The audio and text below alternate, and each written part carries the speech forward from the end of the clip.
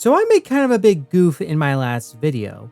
When I was going over the 12 Olympians and what their possible roles in Stargate was, I said Hera was one of the gods only mentioned in passing and never brought up again throughout all of the franchise.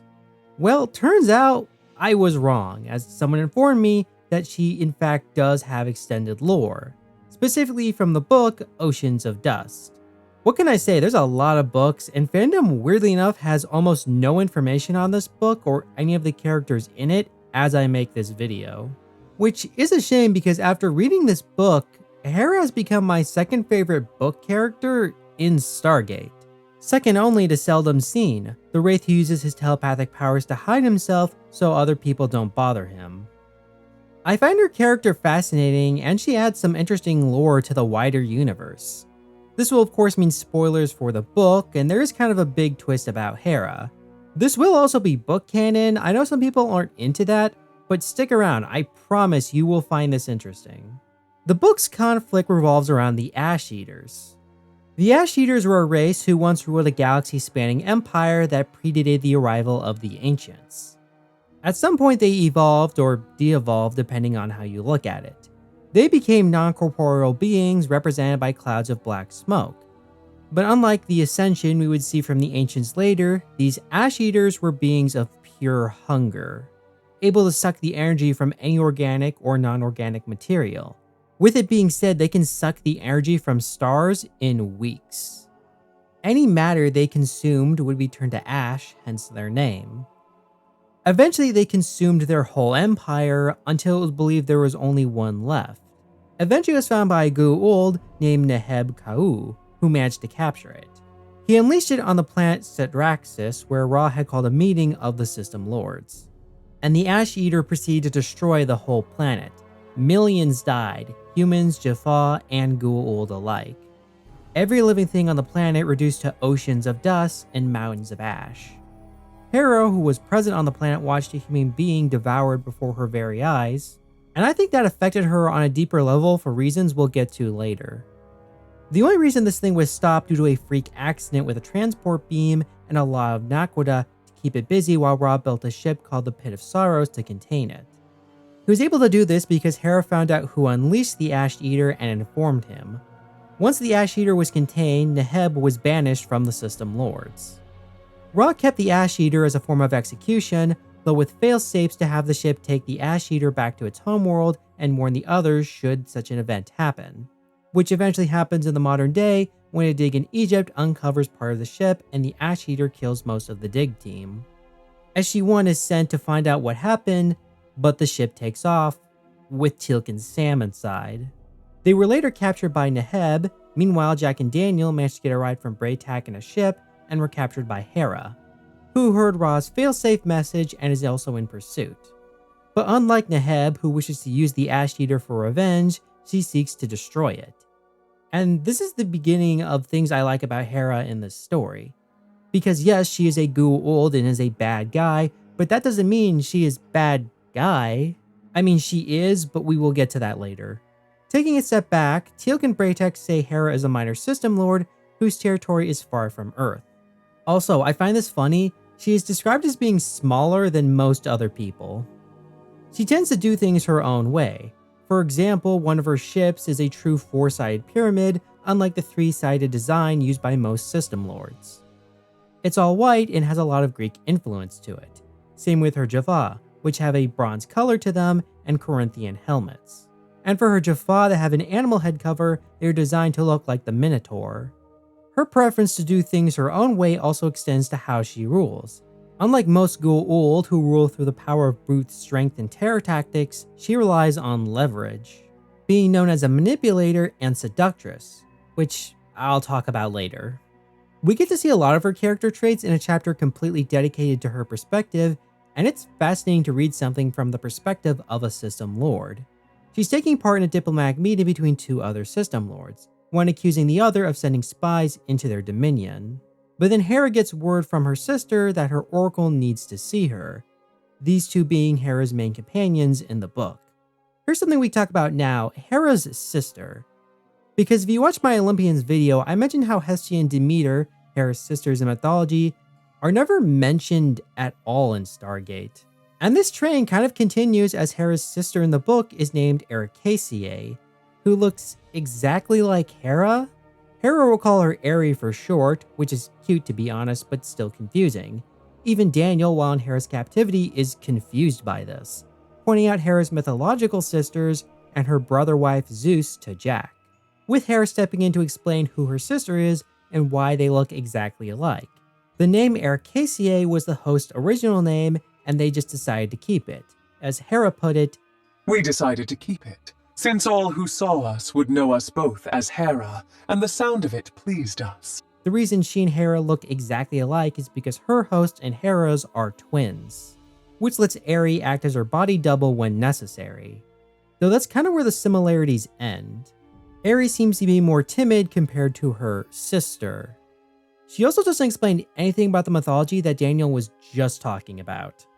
Moving on, Hera meets with her main oracle and other companion, Pythia.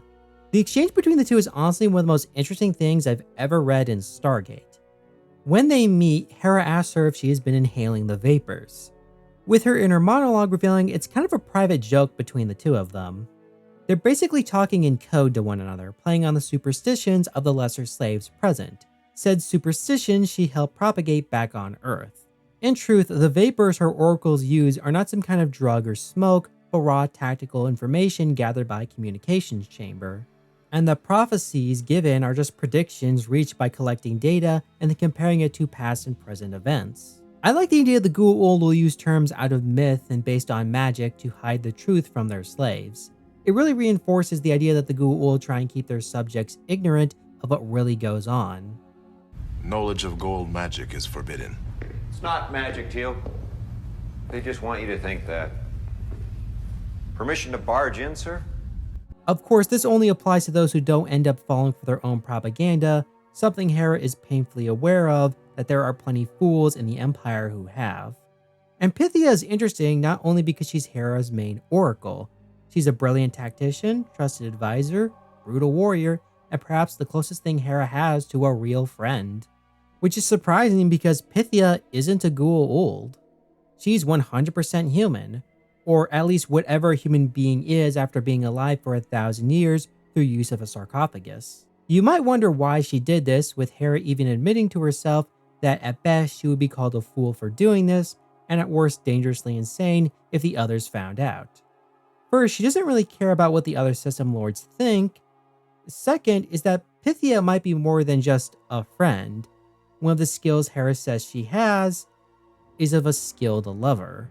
Yeah, you thought I meant companions as in a friend or something? And remember, I said companions, as in plural. Hera seems to show a lot of affection towards Eri, which you might just assume is an older sister caring for a younger sibling. That is until Eri says she knows the Ashe Eaters bother Hera so much, and she knows this for a specific reason. She talks in her sleep. Now, before you comment the author made Hera gay and lame, well, she's not gay, but bi, since she seems to have this fascination with Daniel, and later Nahb says she's been known to caravat with slaves and better way up the ladders of power. This is probably the best time to address the whole seductress and bisexual thing. And the thing is, it's not really a problem. Hey. Hi. For one, it's kind of a minor detail, and there's no explicit scenes of anything happening. Is it inaccurate to the myths? Oh, hell yes. But inaccurate doesn't mean bad. And the thing is, if you think about the whole seduction thing isn't too far off. I know there's at least one myth where Hera used seduction to distract Zeus. And in universe, Hera isn't a literal goddess of marriage, she's an alien parasite. While Hera might not have the pheromones that Hathor does, it makes sense she would use a good-looking host in an attempt to gain power. And I'll give credit that she is given other characteristics that I could see Hera having. For example, the chapter ends where it's revealed she orchestrated the disagreement between the two system lords and has even set up events for both of them to die shortly after they leave, which would result in a war between the two dominions, leaving both weak and ripe for conquest. That is something I can see Hera doing, or at least a Goa'uld version of Hera. As for the bisexual thing, well, remember, she was around during ancient Greece. Do the gay math. In your butt? Yes. And yes, I know the timeline doesn't line up if you start thinking about it, but it is said she was around during classical Greece. The only odd thing about her preferences is that Hera seems to actually care about her two companions, which isn't typical for most Goa'uld, especially if one is human. But this is kind of explained when the big twist happens. See, we learn Hera wasn't always Hera. Before the incident on Satraxis, she was a consort to Ra and known as Serket. Serket in Egyptian mythology is typically seen, at least in modern media, as the goddess of scorpions. She was really more associated with poisons, protection from poisons and venoms, and motherhood, oddly enough, in some tellings. And yes, Stargate would later go on to use this character, at least in name, in Origins. But focusing on Book Serket, the fact she changed her identity is fascinating for two reasons. First is that this kind of confirms something about the Goa'uld, that they might not be the origin for any of the gods, at least the Greek ones. We know the Goa'uld are scavengers who steal advanced technology, and with this knowledge, who's to say they didn't also steal the culture of these groups of humans they enslaved? They're inconsistent because the Goa'uld were never the true representation of the gods, but phonies who wear their names in outfits like a Halloween costume, picking what they think is cool even if it doesn't make sense for the character they are playing. The second reason is it explains why Hera is the way she is from a character perspective. She said the reason she changed her identity was because after what happened on Satraxis, she needed a fresh start. And like I said earlier, I think her encounter with the Ashe Eater changed something in her. The Goa'uld are used to death, sending thousands to die in their wars, usually from the comfort of their thrones. Some will take part in battles or personally execute people, but this always happens from a position of control. When the Ashe Eater was unleashed, there was no control, only chaos. And Hera, or Serket at this time, witnessed someone reduced to ash. In that moment, she didn't see the death of an enemy or a slave, but a life. A life, one equal to her own, that was reduced to nothing but ash. And deep down, I think that hit Serket. So much so, she needed not only a change in name, but her whole outlook on life. We don't know what Serket was like before, but Hera's personality kind of makes sense for someone who stared death in the face. She seems to love pleasure and believes moments of it are few and should be treasured. And when I say pleasure, I don't just mean what happens in the bedroom, but also just little moments. For example, Hera will often allow herself to slip into the memories of her host. The smell of olives, lemon trees, and the distant sea, the feeling of grass beneath her feet. This even extends to why she believes the Goa'uld take humans as hosts, not only because they are easy to prepare, but because we are fun to her. In her view, no other species gives them the same sensations that humans can. This even goes on to explain why she seems to care about her two companions. This is just me theorizing, but she's probably recognized that moments between people who matter to you will be more fulfilling than just random nights in the bed. And as a result, she's actually grown to care about these two because they help give her life meaning in a way. I titled this video Hera the Broken Queen, and I stand by that conclusion. Something broke in Serket that day, and Hera is just an attempt to put herself back together. And this works as a parallel with the main antagonist, Nahb. When he first captured the Ashe Eater, he exposed himself to an element that causes all his hosts to break down, with the sarcophagus only delaying the decay. Nahb is broken physically, while Hera was broken mentally. The difference between the two is that he spent 5,000 years trying to regain his lost treasure, and basically lost all sanity, to the point even his first prime fears him. Meanwhile, Serket moved on with her life, having met people that helped make her life worth living. I do want to take a moment to remind everyone that she is still a system lord, and while not the bad guy in this story, she isn't a good person.